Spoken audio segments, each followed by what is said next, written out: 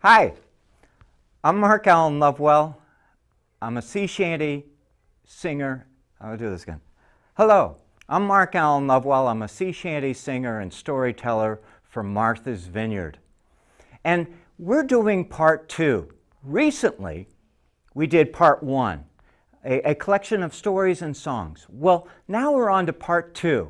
And part 2 begins with the story about Moby Dick and the amazing connection between Martha's Vineyard and the amazing connection between Martha's Vineyard and Herman Melville's great story, Moby Dick. So sit down, relax, and listen to this program. Enjoy. Anybody talk to you about Herman Melville? Yes. Oh, yes. Oh, yeah. How many of you read Moby Dick? Raise your hand, please. Proudly raise your hand. You don't even have to have read the whole book. I want your hand. If you read a chapter, please raise your hand. I want to see how many people have read it. I have a theory that most people going on cruise ships have read Moby Dick at least a piece. It's part of American literature. It describes and tells the story, right? A sea story. It's a great story. Am I right? Say yes. Yes.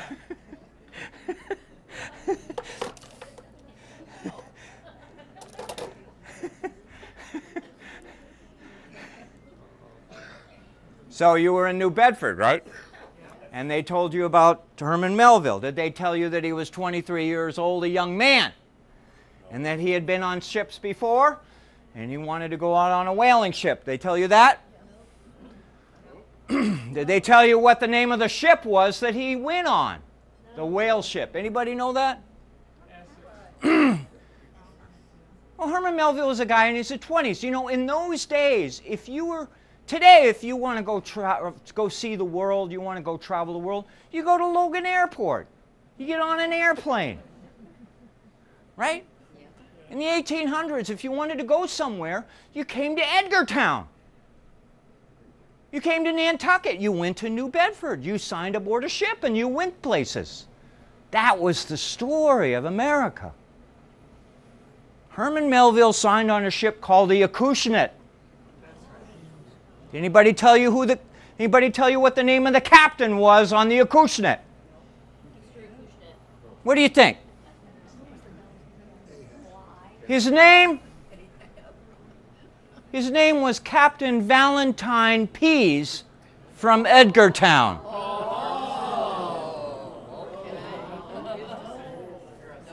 You didn't know when you were coming into Vineyard Haven that you would be seeing a descendant of Ahab, now did you?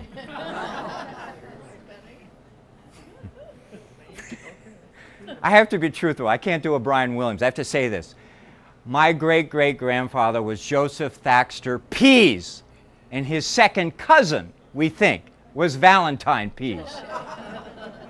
But all those Peases were all connected in Edgartown. And Valentine Pease's house is 2 blocks away from where I work. I work at the Vineyard Gazette, a newspaper in downtown Edgartown. 2 blocks from Valentine Pease's house, and I walk by his house almost every day, twice, because my father is 3 blocks away, farther up the street, and my father, as I said to you earlier, lives in his grandfather's house. See, history lives in my life. It's alive. I walk down the street and the stories of my family. Now, my family always felt that Valentine Pease was a nice man.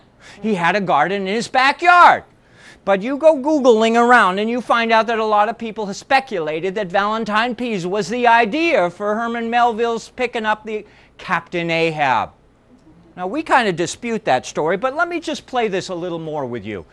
When Herman Melville was on the Acushnet, he was on the ship for 18 months and he jumped ship with a friend in the South Pacific. And when he was on that ship, he heard the amazing story of the whale ship Essex. Did anybody tell you about the whale ship Essex when you were on Nantucket? Yes.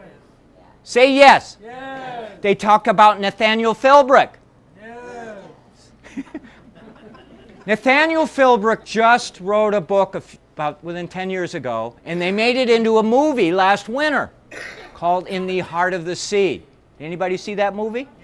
Anybody hear of that movie? It's a story about it's a real story about a whale ship called the Essex that was rammed by a whale and sunk.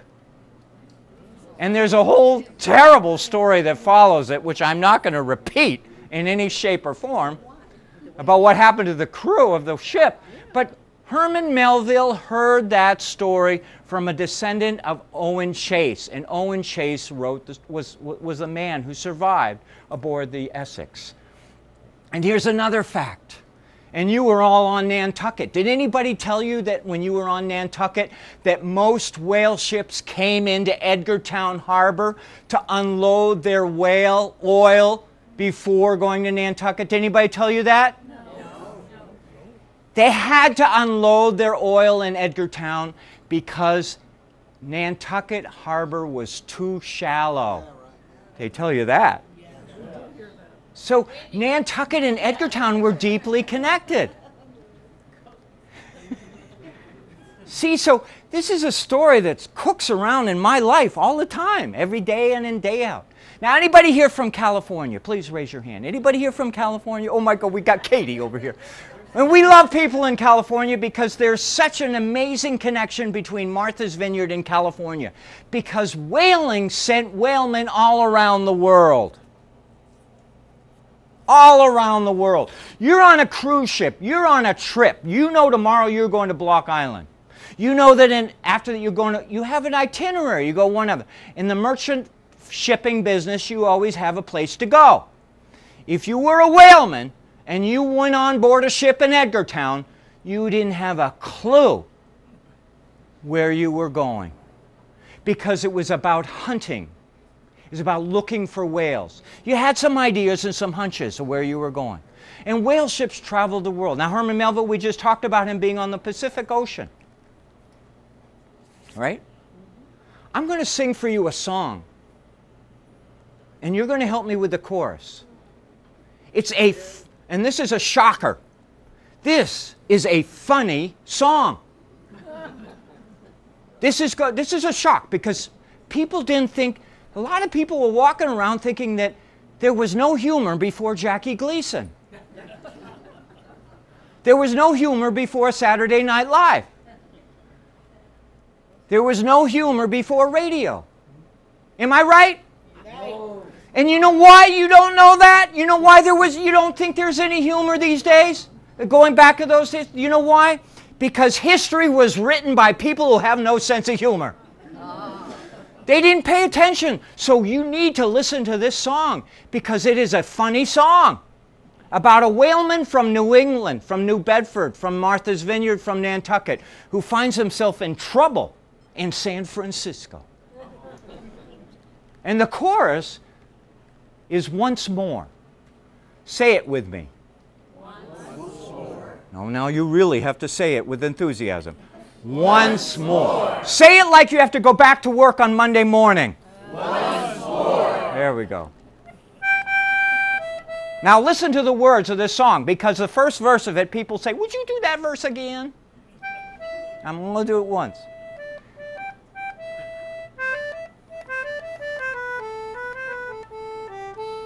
Well, I met a young gal from Frisco town. My heart was not my own. We kissed when we parted. My money and watch was gone.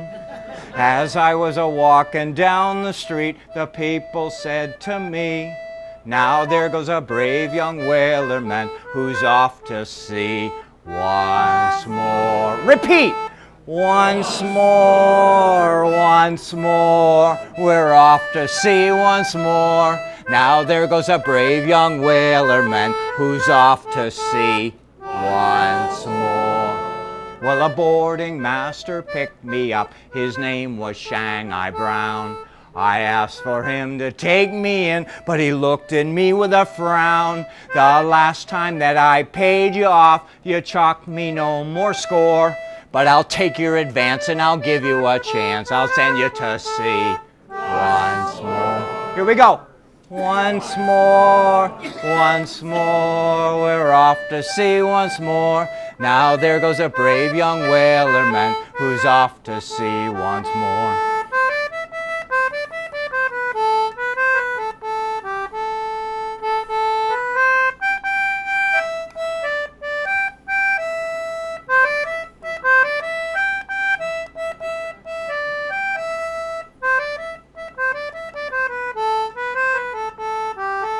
Well, he shipped me aboard a whaling ship bound for the Arctic seas, where the cold wind blows, there's ice and snow. Jamaica rum would freeze. Oh, I can't stay here, I have no gear. I spent all my money ashore. 'Twas then that I wished that I was dead, then go to sea. Once more, we're off to sea once more. 'Twas then that I wished that I was dead, then go to sea. All right, this is my favorite verse. So come all you brave young whaler men and listen to my song. When you go on those long whaling trips, I'll tell you what goes wrong. Take my advice, don't drink strong drink or travel along the shore. But get married, me lads, and spend your nights in and go to sea no more! Once more, we're off to sea once more. But get married, me lads, and spend your nights in and go to sea no more. No more, no more, I'm off to sea no more. I got married, me lads, and I spend my nights in, I go to sea no more.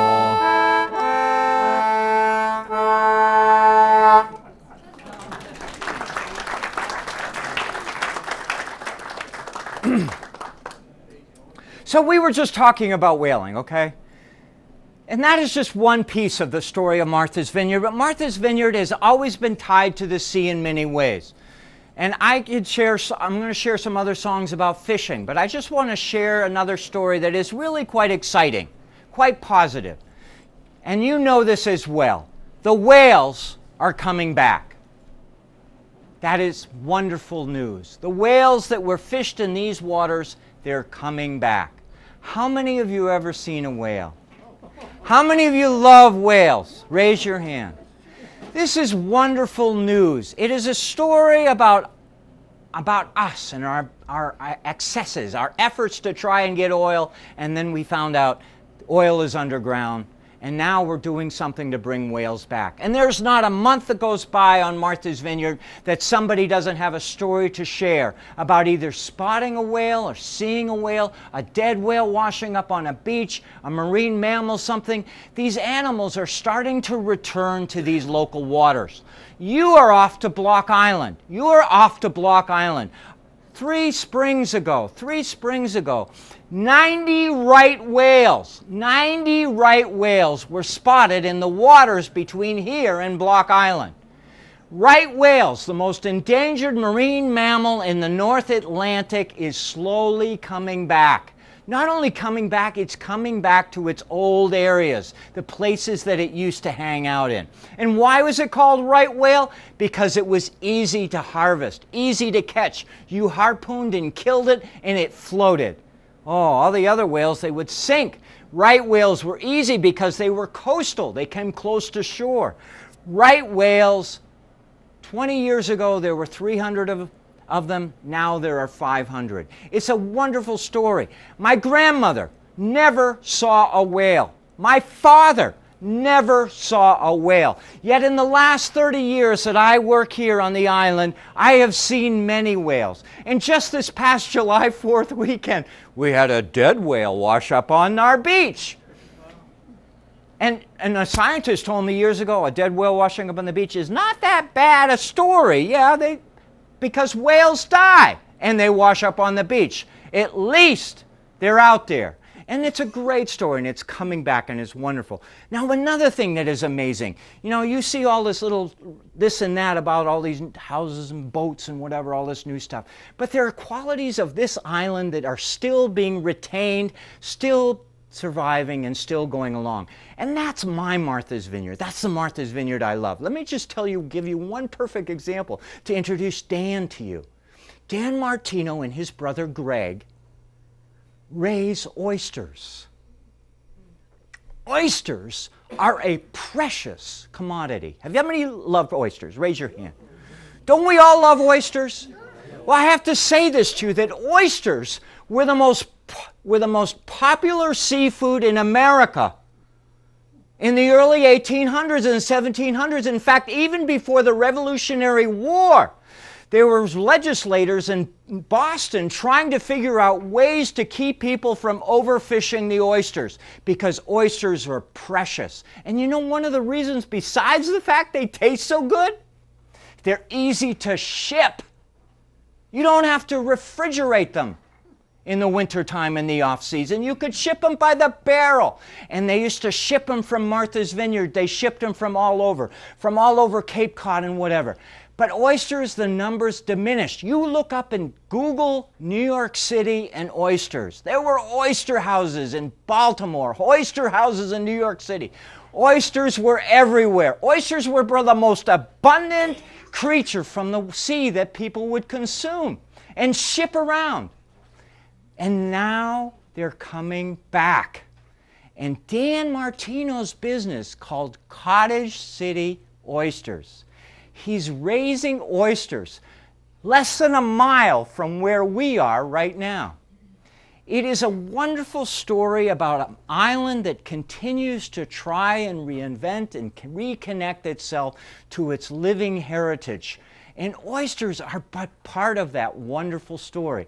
Is that pretty cool? Yes. I'm sorry, I didn't hear it strong enough. Is that pretty cool? Yes. Do you want another one of these songs? Yes.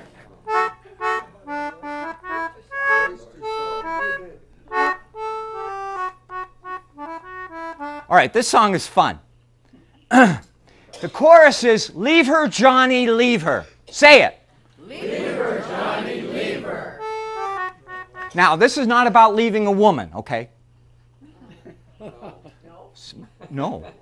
This is about leaving a ship. This is about being on... Now, you don't have that feeling about this ship yet. But if you had been stuck on this vessel for years at a time, you would be looking forward to going to shore. Am I correct? Yes.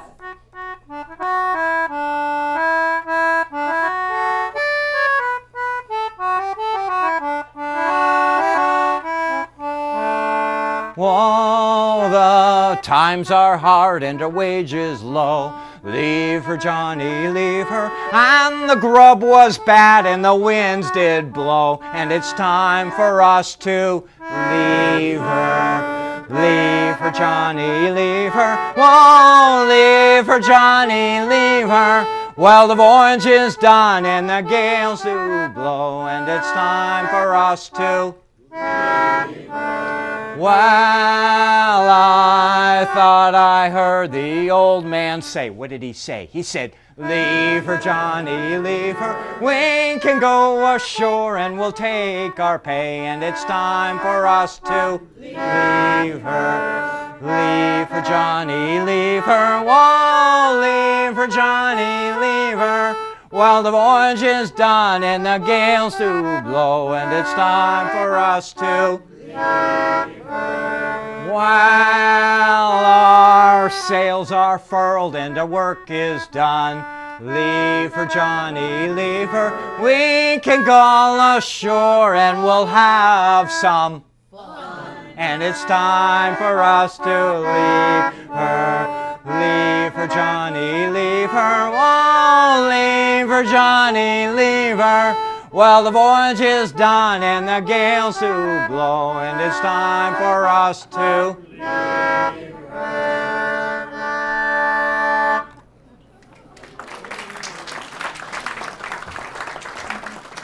her. Before I put this instrument away, does anybody want to know about this? Yes. You curious? Yes. This is a concertina. This is a concertina. It's a 19th century cell phone. With lots of buttons, unlimited hours. No, this musical instrument that I hold in my hand is 162 years old. This instrument I hold in my hand is 162 years old. It was made before the Civil War.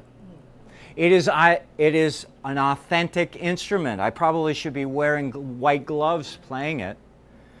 It's original. The bellows, I had it restored twice. These bellows are original. The man who restored it said they knew more about tanning leather in the 1800s than they know today. And how do we know it was this old? Because it has a serial number. And on the internet, there are people who love concertinas so much that you can actually look up the serial number of this instrument and know that it was made in March of 1854.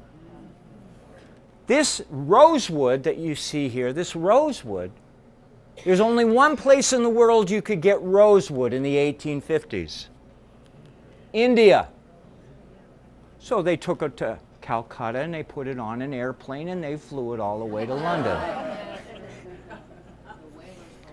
This instrument, this musical instrument, went to sea before it was built. They hadn't yet dug the Suez Canal. So we know that this instrument, the wood, this wood, had to go around Cape Hope all the way to go to England to be assembled into what is a musical instrument. Now, a concertina, how many of you like classical music? Raise your hand proudly. How many of you like violins and cellos and Beethoven and Mozart? Raise your hands. Don't we love those kind of music? Do you know, the thing that is amazing to me about music in those days is that the only music there was around was the music that you made. There were no recordings. There was no way to make music like we can today. Musical instruments were the pinnacle, the peak of our industry, of our culture. And they were handmade, and they were made with great authority and made with great tenderness and kindness. Today, we go out and buy a brand new computer with a top-line operating system and we put headphones on. What do we listen to? Classical music. We still love that music. Am I right? Yeah. We cherish that music. This concertina was invented in the 1830s. This instrument was made 60 years before they invented the typewriter. Does that tell you something about the value of music in our culture? That music was so important. I mean, I won't say it was more important than the written word. I won't say that. But I will simply say to you that my one criticism about the digital age today is that they have made music a spectator art form. That people sit and they listen and they quietly watch, but they don't sing. What is so wonderful about what we are doing tonight is we're singing together. It doesn't cost you anything, unless you buy a CD, but it's fun. It's the way people entertain. Right? Say yes. Yes. Now, somebody said to me they want a drinking song. Am I correct? Did somebody say? Yes. Excuse me. Did somebody say they want a drinking song? Yes. I'm sorry, I didn't hear that. What did you say? Yes. What do you want? Drinking song. Thank you.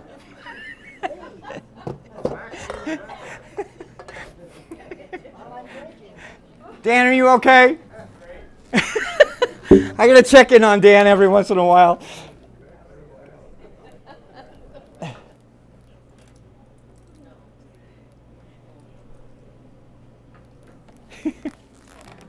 You like drinking songs, right?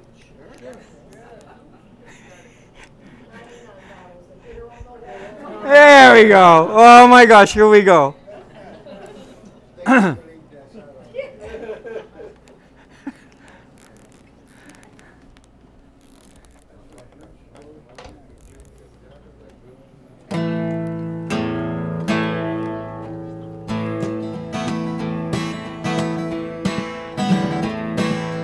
What shall we do with a drunken sailor? What shall we do with a drunken sailor? What shall we do with a drunken sailor? Lie in the morning. Well, that's way, hey, and up she rises, way, hey, and up she rises. How many of you know this song? We are lucky. Because for those of you who didn't raise your hand, this is going to be wonderful excitement for you. And I have even more exciting news for you. You are all on vacation. And nobody at home needs to know that you were singing Drunken Sailor on Martha's Vineyard. It can be our little secret. I mean it. Oh, I know. You have that lady at home that lives right next door to you. And she knows you're on a cruise and you're coming to Martha's Vineyard. And she says you're going to go home and you're going to get back, and she's going to stand outside her porch and look at you and say, I heard you went to Martha's Vineyard. I'm talking about her. Am I right? Am I right? You got that lady right there at home, right? Yes. Say yes. Yes. And she's going to say, I heard you went to Martha's Vineyard. How was Martha's Vineyard? Oh, you say, well, it was really nice. There were a lot of rich houses and the traffic was terrible. But we sang sea shanties. And she's going to look at you and she'll say, what's a sea shanty? And that's going to be easy because you know. Sea shanties were songs sung by sailors in the days before diesel and gasoline, when ships were powered by the wind and the might of men raising and lowering sail. Right? And then you're also going to break into this. You're going to say, she sells seashells by the seashore. Let's do it again. She sells seashells by the seashore. Now they're going to add another line to it. She sells seashells by the seashore, and she sings sea shanties. So let's do that together. She sells seashells by the seashore, and she sings sea shanties.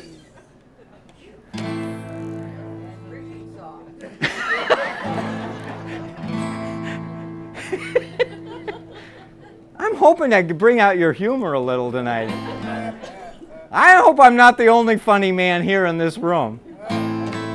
Humor's important on a ship, am I correct? Yes. Humor is important on a ship, am I correct? Yes. So you've been lifted. You can sing this song with authority now, right? Right. And what happens here stays here, right? And we're going to even make it even more fun because we're going to divide this crew in half. There's this group over here and this group over here, okay? Now I know you're counting and say, oh my, there's more and more people over here, but I think you've been pretty noisy lately, so I think you can handle this. I want you all to say, way hey. Way hey. Okay, say it again. Way hey. Whoa. Your part is, up she rises. Ready? Up she rises. See, they're really good. Do it again. Up she rises. There we go.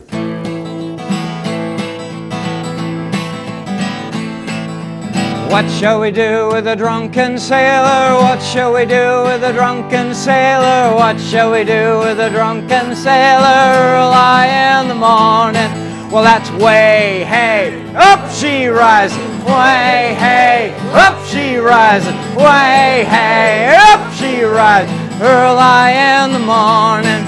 Well, haul 'em on top of the mast, oh yes, and haul 'em on top of the mast, oh yes.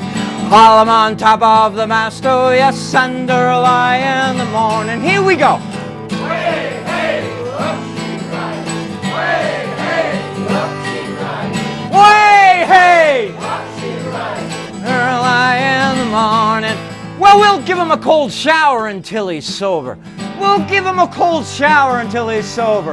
Give him a cold shower until he's sober. Early in the morning. Here we go. Way hey. Way hey. Way hey. Early in the morning. Well, we'll shave his belly with a rusty razor. Shave his belly with a rusty razor. Shave his belly with a rusty razor. Early in the morning. Here we go. Way hey. Way hey. Way hey. Early in the morning. Well, we'll put him in the bed with the captain's daughter. Put him in the bed with the captain's daughter. Put him in the bed with the captain's daughter. Early in the morning. Here we go now. Way hey. Way hey. Way hey. Early in the morning. Well, that's what we do with a drunken sailor. That's what we do with a drunken sailor. That's what we do with a drunken sailor. Early in the morning. Last time now. Way, hey.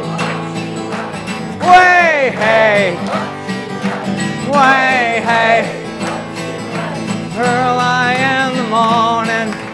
Early in the morning. Woo!